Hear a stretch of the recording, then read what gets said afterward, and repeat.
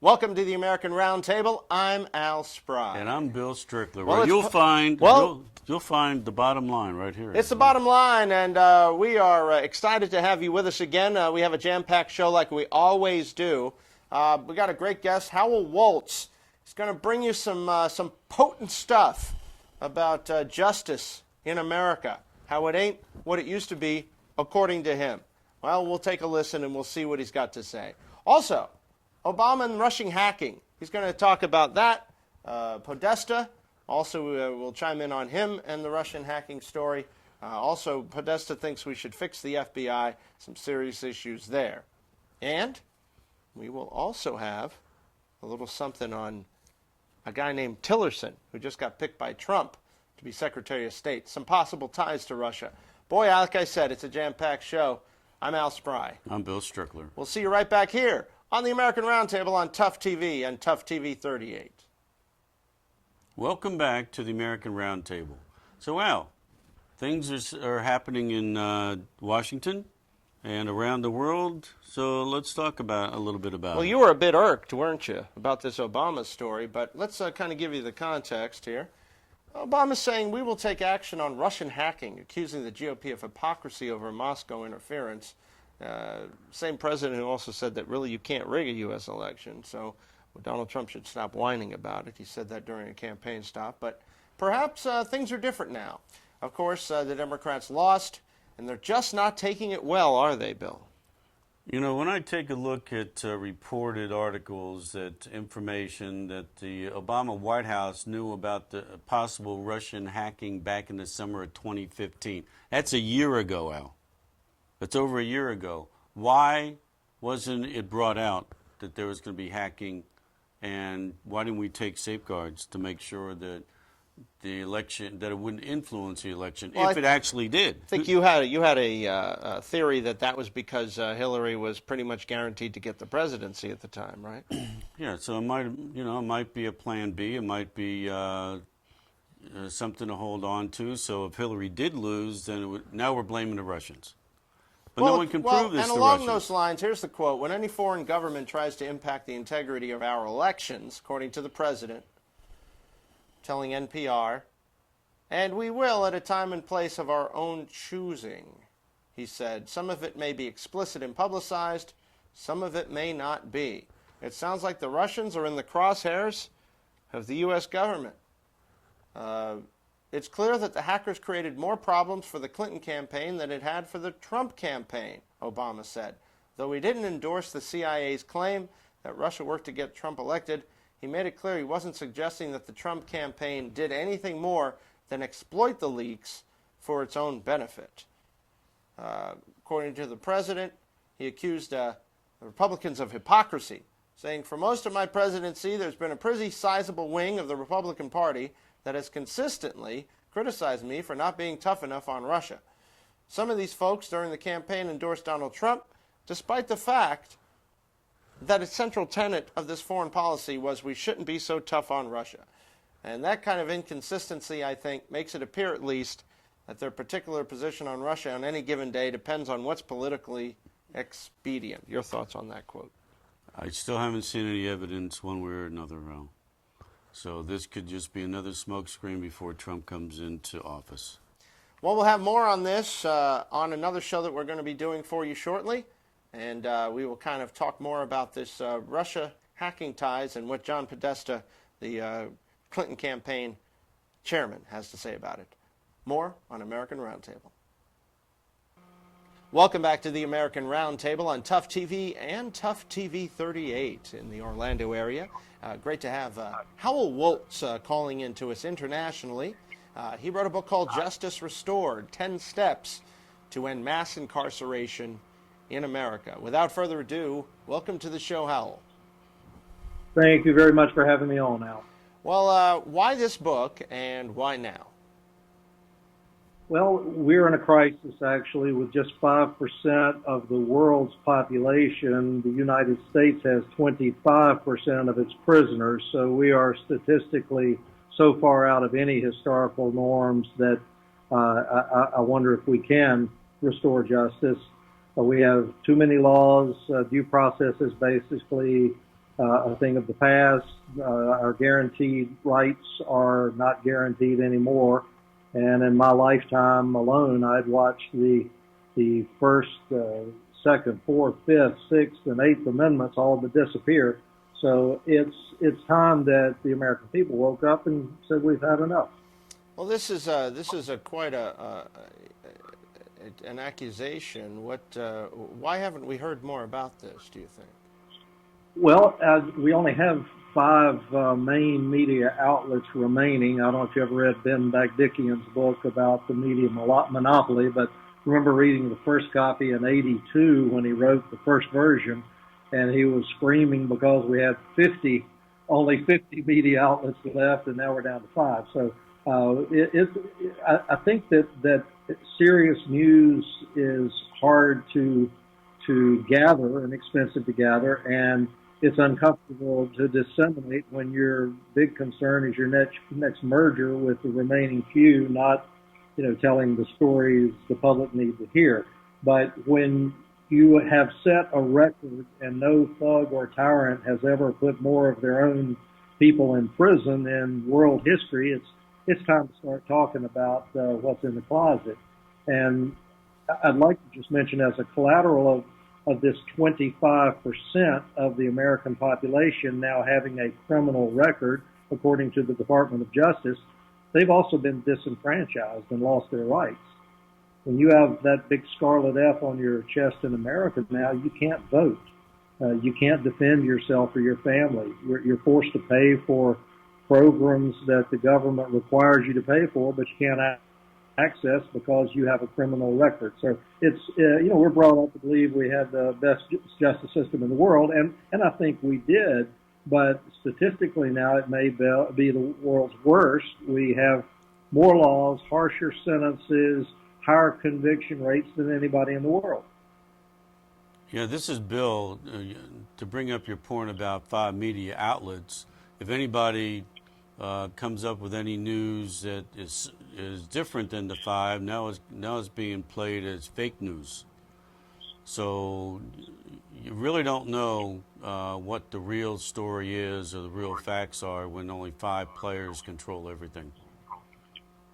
I agree, and guys like you and radio, frankly, I'm afraid the internet and radio are about our only hopes to disseminate what is really going on. But every statistic I cite and quote comes from some part of the government itself, and I've footnoted in Justice Restored because it's very important that people can go and check for themselves that what I'm saying is true.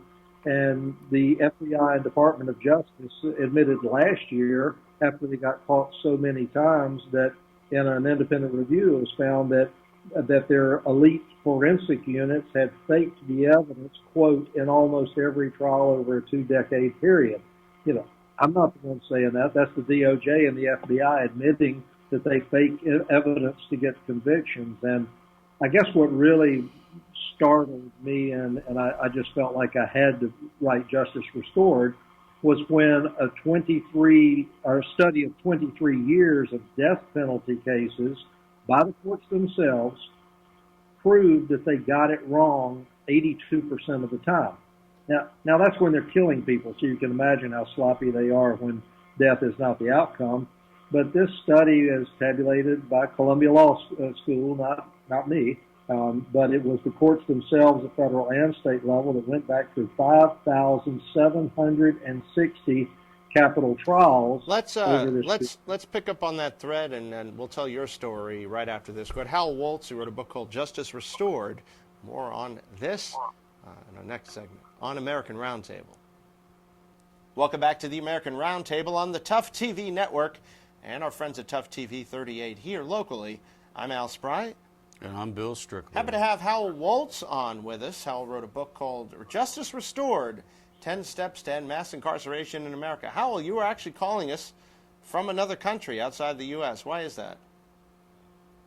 It is not a comfortable place to be in America for truth tellers and whistleblowers these days. I was being threatened by U.S. Marshals and agents sent by federal judges telling me to quit giving speeches, and I did a TED Talk which went viral, and that really incensed them. And then they started threatening family members with harassing and prosecuting them if I didn't be quiet. So I bought a one-way ticket and have not been home. But this is my full-time task to try to keep telling the truth back in America until someone listens. So you basically had to move out of the country in order to tell the truth about what's happening. That's what you're saying? Well, yes, and it's not just me. I mean, under the Bush administration, we fell from right at the top to 20th place in freedom of the press, and I've been a journalist off and on since 1977 and had lots of threats.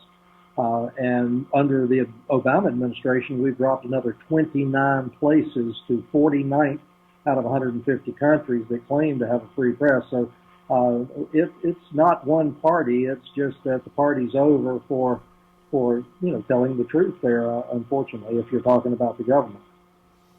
It seems to me that obviously things are changing as far as that goes. How do we fix this? Obviously, you're on a mission now. It sounds like. Absolutely, without a doubt. And I had many years while I was illegally held. I was held for 7 years in jails and prisons all over America, hiding me from lawyers and family.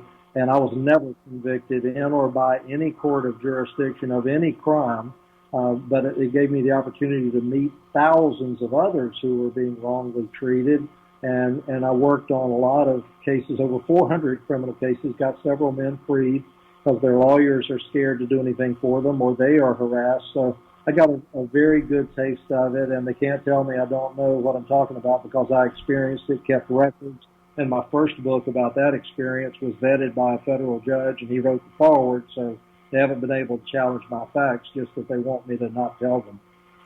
But it's to an epidemic point now. And there is an answer, though, Al, I think, maybe to not only mass incarceration, ending it, because the prison industry is a very powerful lobby to keep it going, but most of our problems, it gets right down to who our representatives work for, and they don't work for us anymore. They work for corporations and political parties and any hack with a buck. And I think if we could get back to what it once was, where only living, breathing human beings living in the jurisdiction of the candidate where they're running for office could give a dime, then the party's over. We can get our country back. So what do you think this is happening? You think that privatizing jails or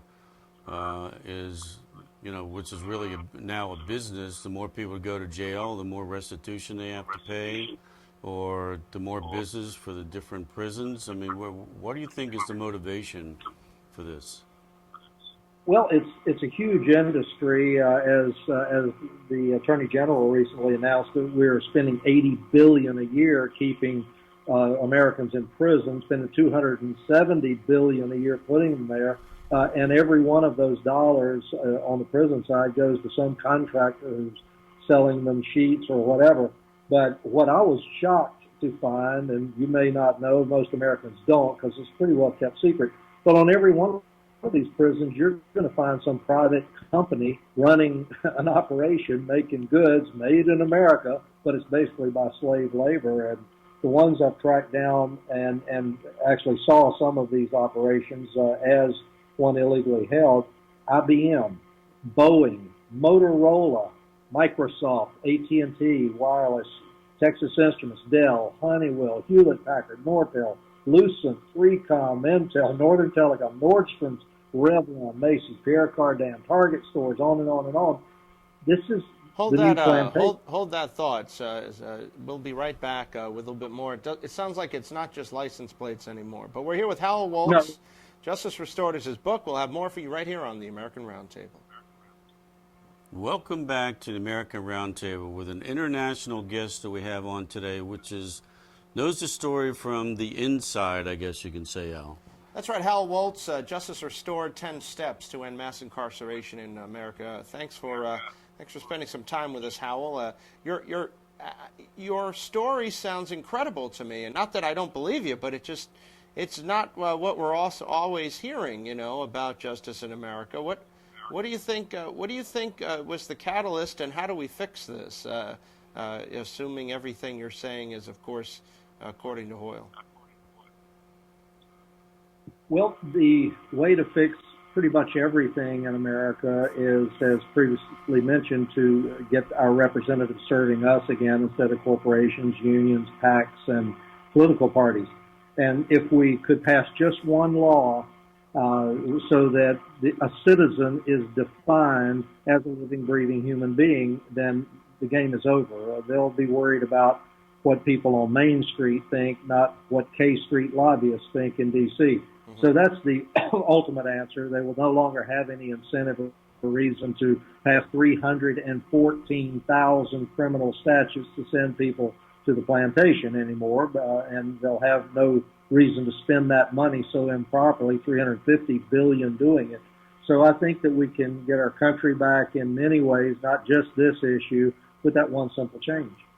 I noticed that the Koch brothers, who are often maligned by the Democrats, in the same way that some folks are always maligned by the other side, but they're actually on board with this, aren't they? The mass incarceration thing, as far as I've read. Absolutely, they know it's just stupid from a business and human standpoint. And George Soros, on the other end of the rich billionaire guy side, is incensed by it as well and calling for it, but. The politicians are getting huge donations. As an example, when the governor of California ran several years ago on not signing 3 strikes, which puts people in prison for life for stealing a tube of Revlon or whatever, and he said, "I won't do it if you elect me." The prison guard union paid him $1 million up front and said, "We'll give you another $1 million if you refuse to sign the law once we get you elected." It happened. He got his other $1 million and several $100,000 after it. 3 strikes went into law, and has now ramped California up into bankruptcy because of its prison industry. So this is a business, a very serious and dangerous one. And so I think getting our politicians back to working for us rather than corporations is the ultimate answer. And in reading your Constitution, you will not find the name corporation in it. So All it's right. amazing that. Let's take a moment. We'll have some final thoughts with Howell Woltz right here on American Roundtable on Tough TV. Welcome back to the American Roundtable on Tough TV. Howell Woltz is our guest. Howell, thank you so much for spending some time with us today.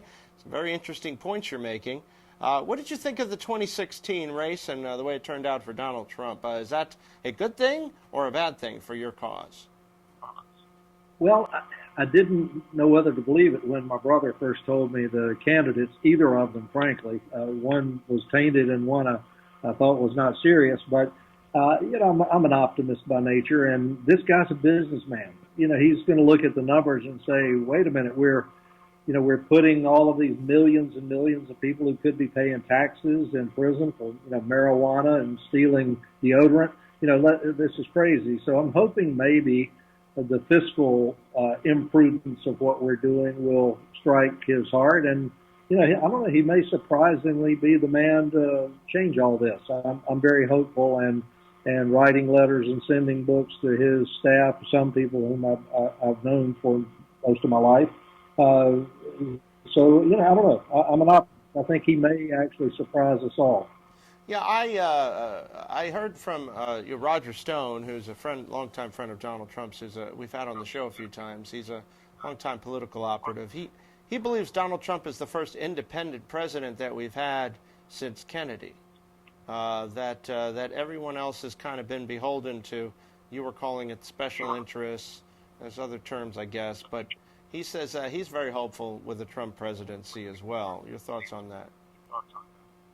I am too, and the fact that even before he's president, he's already, keeping companies from moving more jobs offshore, threatening import tariffs, which of course is supposed to constitutionally be our source of federal revenue for the federal government. It makes sense. Protect American jobs, for goodness sakes, quit giving them away. So the things he's saying are not crazy.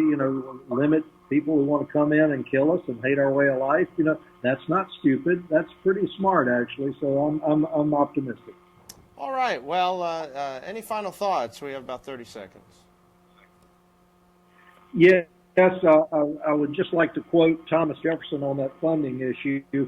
He said that the end of democracy and the defeat of the American Revolution will occur when government falls into the hands of lending institutions and moneyed corporations. And it'd be hard to better define all those presidents between Trump and Kennedy than that. They have certainly been beholden to the lending institutions and the moneyed corporations. And All right. Well, I thank you, think that's Hal what we Waltz. need. Things going along current trends from 200 years ago. It's kind of interesting about human nature. Well, thank you for coming on American Roundtable. That does it for us. I'm Al Spry. And I'm Bill Strickler. We'll see you next week right here on Tough TV.